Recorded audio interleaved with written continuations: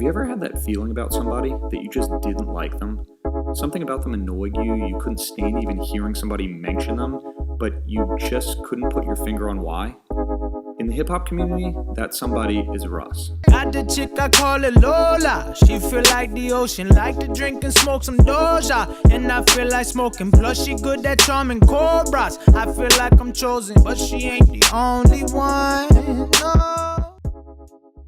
Let me start this video by saying I'm not going to reveal yet if I'm a Russ fan or not. But if you already know how you feel, just leave your opinion in the comments below after you subscribe. Before we jump in, here's a quick backstory on Russ. Russell Vitale was born to an Italian family in New Jersey in 1992 and started making beats at the age of 14. After producing for years and eventually getting into rapping, he released a series of mixtapes and new singles every week for 3 years. That's over 800 singles on Soundcloud. Finally, in 2016, Russ got what could be described as his big break and signed with Columbia Records. Shortly after that, he released What They Want, the single that charted on the Billboard Top 100.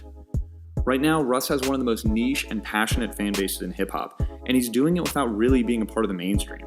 So let's talk a little bit about why he bothers so many people. If you've ever watched even 5 minutes of a Russ interview, you'll get the sense that he's really confident, to a point most people would call cocky. I don't personally care much about Russ's cockiness, but it's definitely turned off thousands of potential fans. Here's the part that's most interesting about that attitude though. It's that you can tell it's a front for a huge amount of insecurity. Here's a perfect example on Complex's everyday struggle, where Russ is arguing with Nadeska about an email he sent asking to come on the show and explain himself. He claims Nadeska lied about not wanting guests on the show. So what I didn't know was that you were upset that you emailed them that reply and that it became a thing, which I understood. Listen, I wasn't upset about shit. My life is fucking phenomenal. You feel me? Like, my life is phenomenal. Whether the media talks about it or not. Oh, definitely. Yeah, no, everything seems phenomenal. I mean, so phenomenal that you felt the need to make sure everyone on the program knows how phenomenal your life is. I mean, it's good you said that because we thought you might have been doubting yourself, which now we know isn't true, and we believe you. This isn't annoying as much as it is a little embarrassing for Russ, who's clearly seeking validation.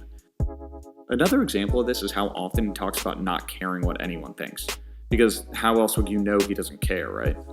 But you know why I can be honest though is because I put myself on. Right. I can be honest because I got my own fan base. I don't give a fuck about shit when it comes to like, ooh, this, that, or the other. I'm gonna still pull up to your city and sell out 2,000 people with no debut and no openers, regardless of what the fuck I say, regardless who posts my shit at all. Right. Because my fan base is bigger than all these fucking weirdo gatekeepers and shit. Yeah. So I don't give a fuck.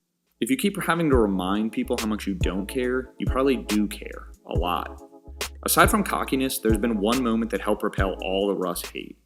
Back in September, Russ tweeted a picture of himself with the caption, "After show message," wearing a shirt that said, "How much Xans and lean do you have to do before you realize you're a fucking idiot?" This just played perfectly into the character that Russ has become, where a lot of his seemingly enlightened talk actually comes off as self-concerned, ignorant to other people, and sounding like he's above a situation. Whether he's talking about how everyone's a weirdo except him, the industry is so fake except for him, everybody got put on and helped by others except for him, it's the same story, and the statement was his magnum opus.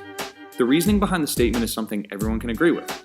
Doing drugs like Xanax and lean is dangerous, and glorifying drug use isn't a good choice. And fucking down one of them bitches, like standing in the hallway of the bus just killing it. And he came on the bus and was like, "Oh Lord," because he know I don't fuck with you, like, Spiller, you probably about to die. Oh, shit.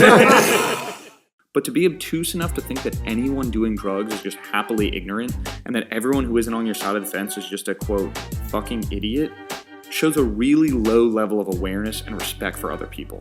Also, to wear it on your shirt as a constant reminder feels like you're shoving your poorly worded message in people's faces. In true Russ fashion, he justified the statement by explaining, "If I stop one kid from abusing Xans or lean, mission accomplished.